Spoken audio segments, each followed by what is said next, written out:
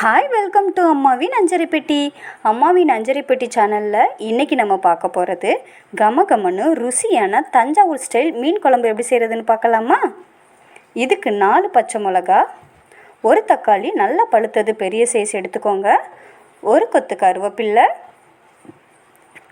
லெமனை விட கொஞ்சம் பெரிய சைஸ் அளவு புளி, தேவையான அளவு உப்பு, 1.5 ஸ்பூன் மிளகாய்த்தூள், 3 ஸ்பூன் தனியாத்தூள், 1/2 ஸ்பூன் மஞ்சள் தூள், 4 ஸ்பூன் எண்ணெய், ஒரு சின்ன மாங்காய் 4 பீஸ் கட் பண்ணி எடுத்திருக்கேன்.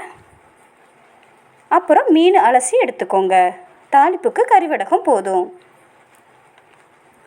நான் இங்கே பெரிய டம்ளரால் 2 டம்ளர் அளவு தண்ணி எடுத்திருக்கேன். இது கிட்டத்தட்ட 400லேருந்து 500 ml இருக்கும். அதில் நம்ம வச்சுருக்க புளியும் கல் உப்பையும் ஆட் பண்ணிக்கலாம். நல்லா கெட்டியாக கரைச்சி எடுத்துக்கோங்க. வடிகட்டி எடுத்துக்கோங்க. சில டைம் புளியில் கொஞ்சம் ஓடு மண் இருக்க சான்சஸ் இருக்குது. இது கூட நம்ம வச்சுருக்க 1.5 ஸ்பூன் மிளகாய்த்தூள், 3 ஸ்பூன் தனியாத்தூள், கொஞ்சம் அளவு மஞ்சள் தூள் சேர்த்துக்கோங்க.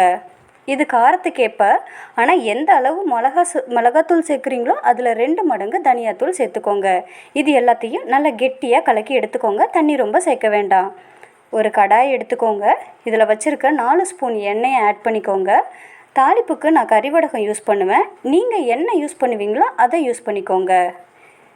இது கூட ஒரு கொத்து கருவேப்பிலை சேர்த்துட்டு 4 பச்சை மிளகாய் வச்சுருக்க இல்லையா, அதை நீல வாக்கில் கீறி விட்டுட்டு அப்படியே சேர்த்துக்கோங்க. இது கொஞ்சம் எண்ணெயிலேயே நல்லா வதங்கட்டும்.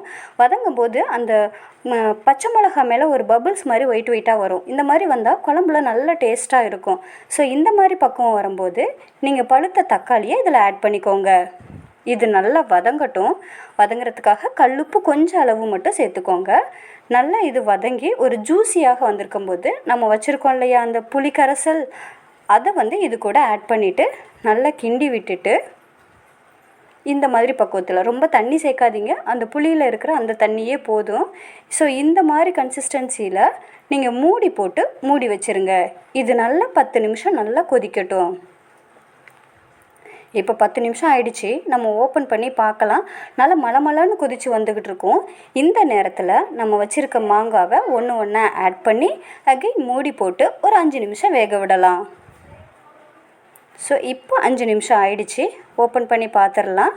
இப்போது மாங்காய் ஓரளவுக்கு பாதி அளவு வெந்திருக்கும். ஸோ பாதி வெந்த அளவில் நீங்கள் வச்சுருக்க மீனை ஒன்று ஒன்றா இதில் நம்ம சேர்த்துக்கலாம்.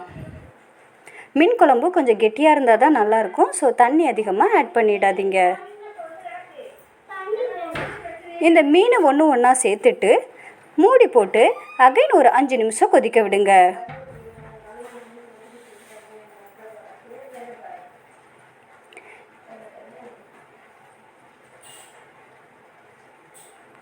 இப்போ 5 நிமிஷம் ஆயிடுச்சு. நல்லா கொதிச்சு வந்துருச்சு. நம்மளோட மீன் குழம்பு இப்போ ரெடி ஆகிடுச்சு. இதை நம்ம சாப்பாடு, இட்லி, தோசை எல்லாத்துக்குமே யூஸ் பண்ணிக்கலாம். இந்த டிஷ்ஷை நீங்கள் ட்ரை பண்ணிவிட்டு எப்படி இருக்குன்னு மறக்காமல் கமெண்ட்டில் கமெண்ட் பண்ணுங்கள். இது உங்களுக்கு பிடிச்சிருந்தால் லைக் பண்ணுங்கள். மறக்காமல் அம்மாவின் அஞ்சரை பெட்டி சேனலை சப்ஸ்கிரைப் பண்ணிக்கோங்க. உங்களோட ஃப்ரெண்ட்ஸ் அண்ட் ஃபேமிலிக்கு ஷேர் பண்ணுங்கள். தேங்க்யூ ஸோ மச் ஃபார் வாட்சிங்.